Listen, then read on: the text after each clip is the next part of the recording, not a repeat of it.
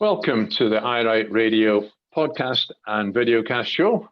This Dreich Monday morning. My name's Stuart Lockhead. With me today is Phil Attridge. Hello, Phil. Hi, Stuart. How are you today?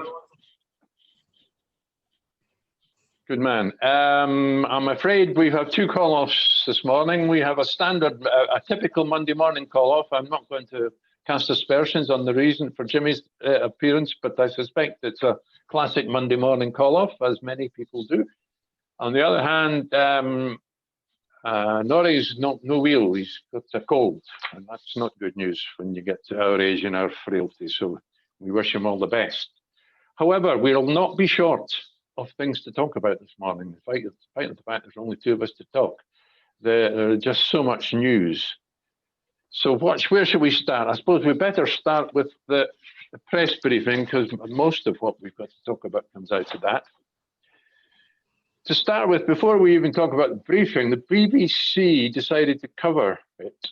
Their coverage is different. Instead of starting at 12:15 on BBC One Scotland, as they normally do, they started at noon. And the show is now a whole hour, which from where I'm sitting gives them another 15 minutes to editorialise. In other words, to say SNP is bad more often and for longer. You didn't catch any of that, no, Phil? No, but I mean, the whole tenor is just basically attacking the SNP. It's just using COVID again, like everything else, to attack the SNP as well. Because when you go down to London and other places, it's horrific. I mean, they're actually sending people up from England to Dumfries and Galloway. Yeah, I mean, a lot of it is just they're using it for propaganda. It's going right across the right-wing spectrum, and not right. So look, like. They actually started the programme. They introduced the programme. This is the BBC Scotland. They then went to, guess where? Newcastle on the street for a live feed, so that we could find out what was happening with a mass vaccination centre in the middle of Newcastle. And the slant was, as you can imagine, oh, Scotland, why is this not happening here? Well, as it happens, I'll let the First Minister, when she did turn up on time, we discovered that the vaccination centre, over 1,100 vaccination locations opened today in Scotland. They're nearly all in what they call the community, either GPs or community health centres, which is closer to the public than this mass vaccination centre in the middle of Newcastle. So I would say the Scottish system is doing better than the one in Newcastle anyway. What else have we got today? I better outline what else we're going to cover. We've got the launch of Nigel Farage's Reform Party. We've got vaccination figures as well as COVID figures. We've got from today, we'll be getting announcements of how many people were vaccinated.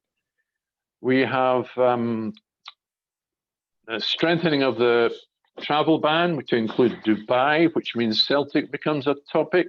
We've had two or three questions about Alex Salmond versus the First Minister, who's telling the truth.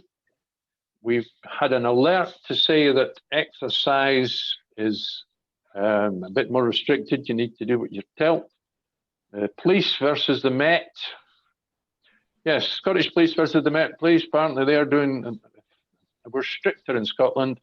There was a protest outside Holyrood by COVID deniers. And there's a problem at Ferguson's shipyard about Eastern European workers, and they have a public health problem there. Where shall we start? Phil, travel ban. We'll start with Dubai, because the First Minister announced, but that was almost the first thing she. There's going to be a travel ban difference, because Dubai had 50 people have come in from Dubai recently with infections. So that's affected Celtic. You and I are not that interested in what happens to Celtic, although then again, I'm a Hibs fan, and that perhaps they're due to play Celtic tonight, so perhaps they won't be playing. Well, I'm not football. Sorry, I just fall asleep really. But yeah, and sorry, they just comply like anybody else. This country's been really, really lax on travel bans from places. I mean, when it first started, they let about 18 million people in here before they decided to go, oh, should we check if they've got the virus? I mean, this country is, pretty appalling, actually, the death rate here per thousand compared to most other countries. We're way up there, yeah. Yeah, well, I was speaking to someone in Australia this morning and comparing things there.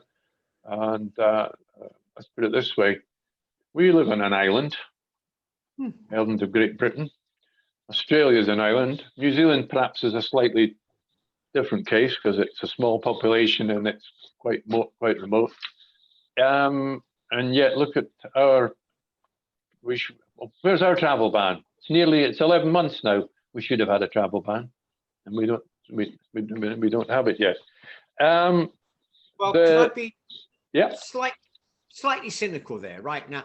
What was the first thing that really happened when Westminster decided it was going to do something? Oh, we'll do this, we'll do that. Oh, yes, my friend Nick can do it. My friend Nick can do it. They handed out all this money willy-nilly everywhere. Disaster capitalism, we can make some bucks out of this quick. And you wonder why they're in a mire. Well, I think they started off by allowing the Cheltenham Festival to go ahead. Thousands and thousands of well-heeled visitors all sharing their germs, shall we say. Let me give you a couple of figures about the COVID. We've got 70% of the care home residents have been vaccinated. 1,100 vaccination places have opened today. We also got to the point of, got so many pages of notes here, I wasn't expecting to use them. We had 1,782 fresh infections today, which means we're kind of plateaued a bit, haven't we? Because we were over 2,000 for a couple of days, we've been up. That's at 11.5%. The deaths figure, there's only one, so it's typical Monday. They don't mean it, it's meaningless because the registry offices aren't open. We have got 1,660 in hospital, that's 126 more, and it is now well above April's peak for the number of people in hospital. So no wonder they're still talking about more restrictions. Well, 80-odd thousand, probably well on its way, because that was last week. So yeah, it'll be on its way to, it'll be the 90 side of 80,000 deaths so far in the UK. Be careful. I did see somebody, was it Debbie Schreeder? No, it was someone, was it Debbie or Linda Bald? One of these serious people tweeted some figures. No, I'll tell you what, it was a Labour MP, Sultana somebody or other. She tweeted these death figures, and I think it was Twitter, took the message down, and for some reason or other. I don't know, but then again, there's also the hidden death toll, and that's because the state the health service in because of this, it's people who have other illnesses, diseases, and that, and likelihood and getting treatment. There's all sorts of things. It can. I think what we can do really, if you're looking at Westminster, is cross your fingers. Press your fingers. And now we've got actually, as well as the numbers vaccinated, we've got 163,377 had their first dose in Scotland.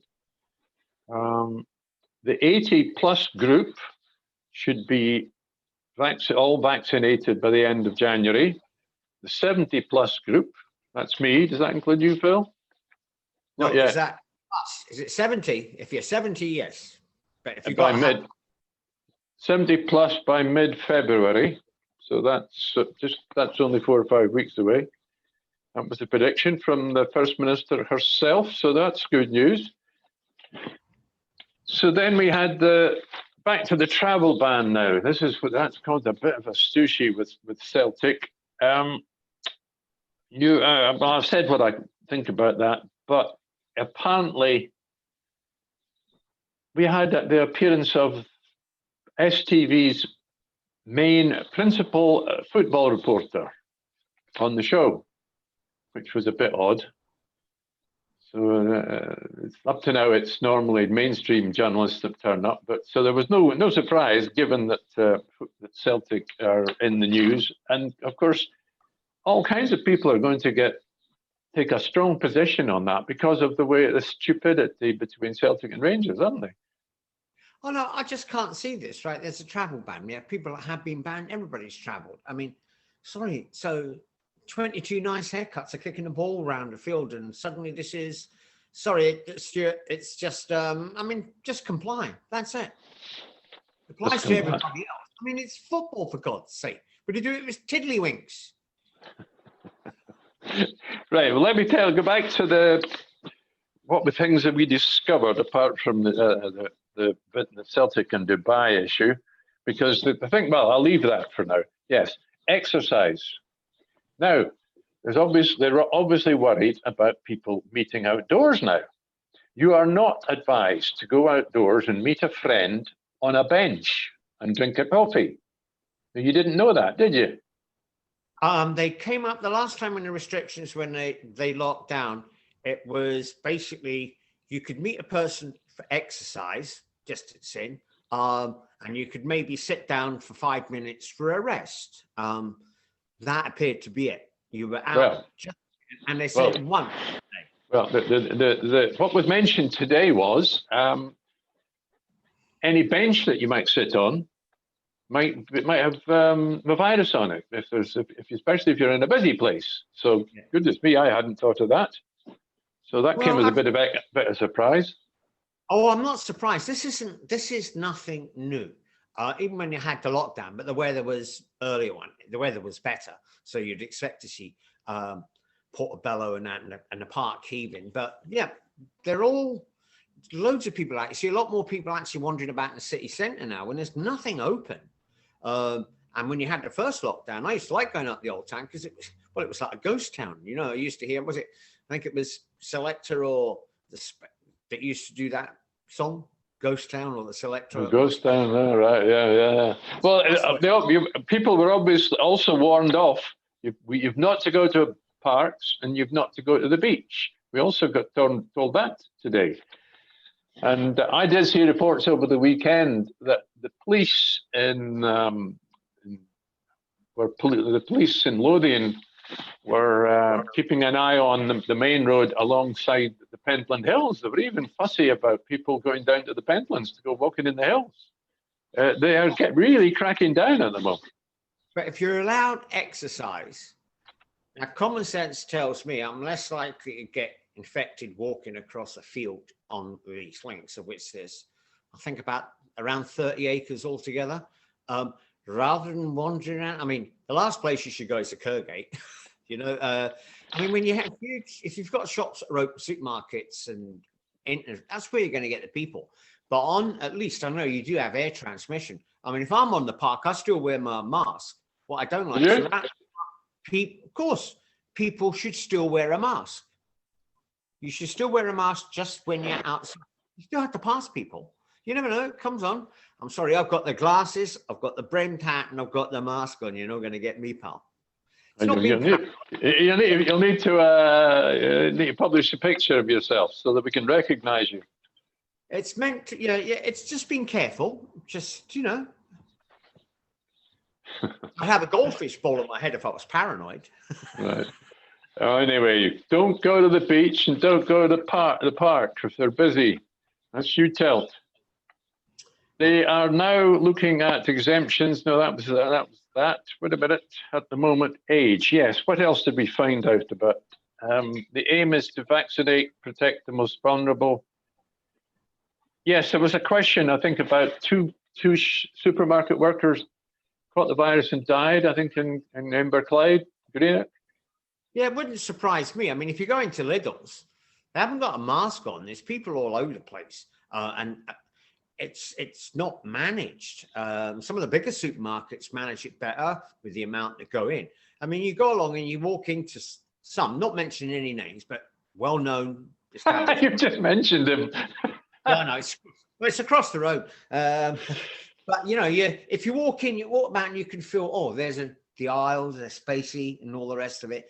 You got any other ones, and it's like a scrum, and you get people in these stores without any masks. They shouldn't get into the shop. Well, the question was at the press briefing was, should supermarket workers who are at risk be further up the list for vaccinations? And the answer was no, I'm afraid. Well, they're going with a JCVI list, basically. They're on the front line, for God's sake. So then we had the man from Sky, James Matthews, the reporter from Sky. So he said, who's telling the truth, Alex Salmond or yourself? So the First Minister said, I will put the interests of the country first. James Matthews said, there's extreme public interest in this, whether you've lied or not. I'm not going to answer that here. This briefing is all about COVID.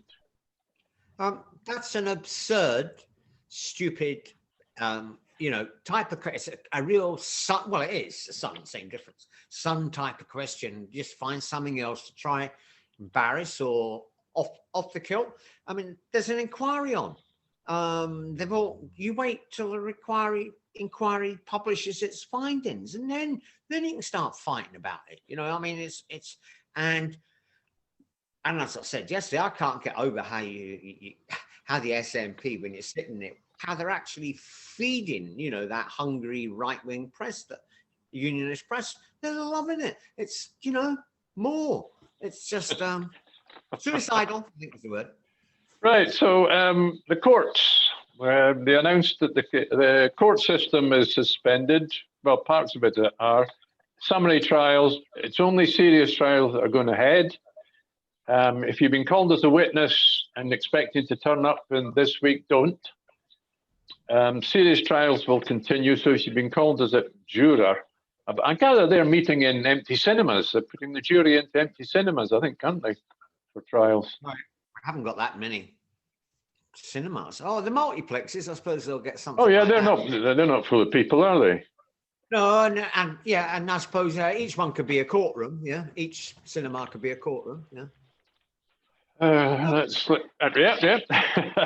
We've already heard about the police in Scotland. They were asked about enforcement, and well, we've discovered that they've issued 2,000 fines in the whole of London, the Met Police, but 7,000 fines in Scotland for 5 million people. So they're obviously being far more serious here. And they've had a lot more problems in parts of London. I know in parts of North London where you've got youth out, and I mean, been fighting with the police, throwing bricks. There's a lot more disorder in London in areas. And if you think the way they're getting isolated, cut off financially, socially, everything, yeah, it's a recipe down there in certain parts. And also the amount of policemen that they've lost. So they don't have that many more. 21,000 police they've lost in the last 10 years. Well, we can just, it takes us neatly along to the next item, which was there's been a protest outside Holyrood by COVID deniers. And the First Minister was asked about that, and she said, well, it's going on at the moment. She obviously is up at St Andrew's House, not at Holyrood. She does her press briefings from St Andrew's House. She said, so I'm not going to comment on that. But she was asked about it. Was that going to make it difficult to restrict the virus? You lose the confidence of the people, and compliance will be poor. And so then the next thing that came up was the launch of Nigel Farage's new party. Oh God, he slithers along. I mean, there's a good Scottish saying, but something floats, begins with an S. And it just slithers up there again with that. I love the expression a New European paper refers to him as the nicotine-stained man frog. And when you look at him, it's just perfect. Yeah, his new party is going to introduce his new Reform Party, is it? Yeah, Reform Party. Reform UK, yes. I'm surprised that name was still available. Well, why should we give them any oxygen, really? You know, apart from if you just want to take, just laugh at him. You know, I mean. Well, let me just explore this a little bit in a little more detail. In yesterday's show, the question of postponing the May election for Holyrood came up, and it had been suggested that if it went ahead under COVID restrictions. You still with me? Yeah, I'm still here. I just dropped my my dongle. All right. If it went ahead, the suggestion was that if let's say the SNP, of course, has a large membership, and therefore a lot of foot soldiers available to go on the streets and knocking on doors and street stalls and all the rest of it. If that's not possible, then the incumbents of any, who's already the councillors in England and the MSPs already in Holyrood, they would have an advantage because the voters would know who they were. However, I want you to consider this. If the Reform Party puts up a whole slate of candidates at Holyrood, don't forget their funds, they've got a bottomless pit of money, haven't they? The Brexit people. So they could be advertising on social media, TV, everywhere. Yeah, I mean, well, you've always got that advantage with the media, but actually that means people need to be interested, right? How many, and you should recognize this, being a fellow anorak, how many normal people out there get up to watch Mart and all that? It gets good figures, but most people are doing what they are, stuffing their faces, going for a walk or just getting on. To watch who? Important thing, well, politics shows. The amount All of right, yeah, of course they do. In electioneering, is putting something through the letterbox. That is, if you put something through the letterbox, you've been there. Most people, and I'm sorry, I've been an election agent 3 times. Successful. That's why I'm asking you. So, and it is, if people choose to come to the door, but most people when they open the door, unless they're not really interested, sorry, I'm busy this. But when you get a leaflet through, it shows you're actually out and aren't treating them with contempt. And actually, you've got a nice picture. I mean, I've been getting election leaflets, or you get leaflets, as they say, they're just keeping you in touch because they don't mention the election, because then that means the expenses start, right? So they keep in touch, and you'll see a lot more friendly leaflets leading up. There's been over the last couple of months. And that's the important bit. And stand at the Kerr gate with your masks on and everything else, waving your red flag or your blue flag or your yellow flag or whatever. And people go, oh, it's an election. Something, yeah, because most people. So we don't really, so it's not necessarily being, I think, I would say myself, I've changed my mind from yesterday. I think looking at the Reform Party, they will have money to spend. So social media will be, people will see adverts who don't normally see political stuff. It'll be popping into their Facebook. I'm sorry, I credit the Scottish population, and that's the overwhelming majority of them. We're taking a look at Farage and just laughing, and maybe. Oh, I hope you're right. But the only argument about bears some merit for postponing the elections is who runs and counts and everything elections. Yeah. All done in council properties, a lot of which are being used now for vaccination, vaccinations and things like that. And it's council staff. So there is that whole logistics of it. And as you hear from some councils, look, we've got enough to do local councils at the moment. I mean, a lot of their staff are working from home. But I still think they can't have all that mass of people. So they've got the electors list just sitting in the council, right? So you just send everybody out a ballot paper. You could do a mass postal ballot, learn something new. You think that's the best plan? Or you could get, well, I think it's something they should look at. But I don't see why they couldn't do it. I mean, they've been having elections around the world when they've had COVID. Yeah, that's true. Get a good result like the American. I've got one other thing I think that has come up here, which is a bit more SNP focused. Give Boris Johnson deadline to agree to an Indy Ref 2. We've got 2 Scottish MPs, SNP MPs, Angus Brendan McNeill and I think Kenny McCaskill have suggested that Nicola Sturgeon should give Boris Johnson an ultimatum by the end of March to say that, right, agree a Section 30 for a referendum, or we should turn the May election into a plebiscite election, so that if the majority of that would be Greens and SNP together win a majority of seats, then we're entitled to hold a referendum. What do you think? I should imagine if it was that easy, then that's the bit. I just think it's, for one thing, the first thing Boris is going to do, along with everybody else, is say no. So no, and then it's not a plebiscite. Scotland Act. This is an election for the Scottish Parliament. You can't just change it. You know, I mean, the legal arguments were coming. No, you can't change it. I don't think they're suggesting that. It's just doing this. It's just beating your chest. Win the election in May. That's all you've got to do. Then you have a full legal tool in your pocket. Not another argument, not another inquiry. You know what I mean? Another inquiry. Because that's all it does. I mean, it's just muddying the waters, isn't it? They're throwing grenades into the water. It's I don't know. I mean, the SNP, as far as I can see, some of them just seem hell bent on doing their partying. It just strikes me as odd, you know. I mean, coming from Labour, you know, I'm watching. Well, we've had plenty of good fights, and you just think, well, why don't you learn from history? Well, I don't think that we're talking here about the sort of infighting that might be referred to by the press when they were asking who is telling the truth, Alex Salmond or Nicola Sturgeon. Well, this is a question of